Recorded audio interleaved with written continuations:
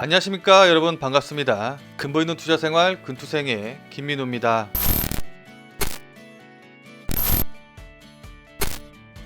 최근에 차량용 반도체가 부족해서 아우디 근로자가 1만 명이나 휴직을 하게 되고, 포드 자동차에서도 공장 가동 중단 사태가 벌어졌다는 기사를 본 적이 있습니다. 이 회사들 이외에도 GM이라던가 도요타 등의 이 글로벌 완성차 업계에서 최근 차량용 반도체가 부족해서 생산 차질이 갈수록 심해지고 있는 상황이라고 하는데요. 자, 이런 이슈 때문에 해성 DS가 최근 역사적 신고가를 계속해서 경신해 나가면서 급등하는 양상을 보이고 있습니다. 자, 그럼 오늘은 차량용 반도체 공급 부족 이슈에 대해서 한번 알아보도록 하고, 해성 DS가 수혜를 받아서 상승을 하고 있는데 상승하는 이유와 그리고 앞으로 더 상승할 수 있을지, 그리고 지금 가격에서 매수해도 괜찮을지, 아니면은 다른 수혜 종목들은 또 어떤 것들이 있는지에 대해서 여러분들과 한번 이야기를 나눠보도록 하겠습니다. 자, 그럼 바로 시작을 해보도록 하죠. 자, 우선은 이 차량용 반도체가 왜 부족한지에 대해서 먼저 알아봐야겠죠. 일단 가장 큰 이유는 수급의 불균형 때문인데요. 코로나 사태의 초기에는 완성차 업계의 판매량이 급감을 하였고, 이에 따라서 차량용 반도체 업체들 같은 경우에는 상대적으로 마진이 좀 높고 그 다음에 수요가 견조한 다른 산업용 반도체 생산에 주력을 했는데, 예상보다도 훨씬 더 빠르게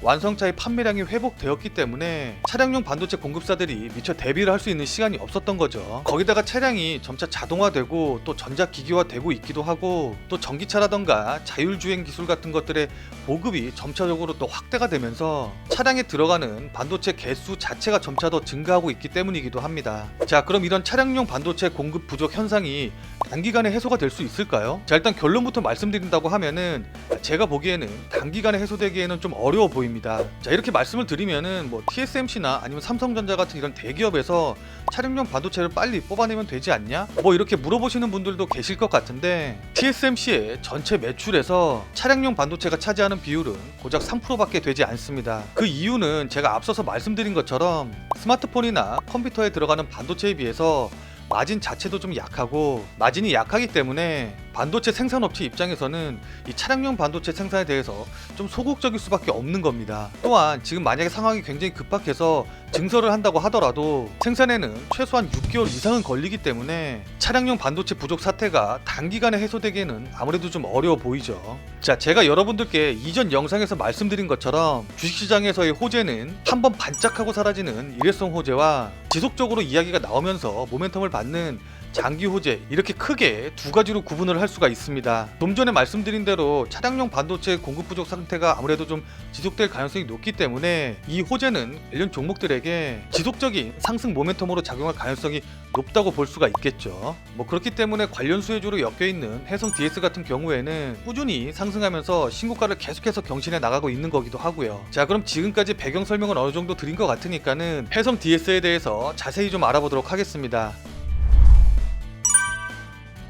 자, 일단 해성 DS는 반도체 패키징에 꼭 필요한 부품인 리드 프레임, 그 다음에 패키지 기판을 제조하는 업체로서 그 중에 이 리드 프레임을 시장에서는 주목을 하고 있는데, 해성 DS가 생산하는 리드 프레임의 절반을 차량용으로 공급하고 있기 때문이죠. 동사의 차량용 리드 프레임 매출은 2016년 847억 원에서 2020년 1537억 원으로 4년 만에 82%가 증가하는 견조한 실적을 보여주고 있고, 또 세계 시장에서의 점유율도 꾸준히 상승하고 있기 때문에 지속적으로 모멘텀을 받아서 상승할 수 있을 것으로 보고 있습니다. 자, 그러나 지금 해성 DS의 차트를 보시면 아시겠지만은 저점 대비해서 무려 3배 이상 상승한 자리이기도 하고, 또 특히나 단기간에 급등하는 양상을 좀 보였기 때문에 지금 이 자리에서 신규로 매수가 들어가기에는 좀 아무래도 좀 부담스러운 가격대인 게 사실이기는 하죠. 그렇기 때문에 지금 이 자리는 아무래도 기존에 보유했던 보유자들의 영역이지, 지금 이 자리에서 신규로 매수로 들어가기에는 아무래도 좀 어려워 보입니다.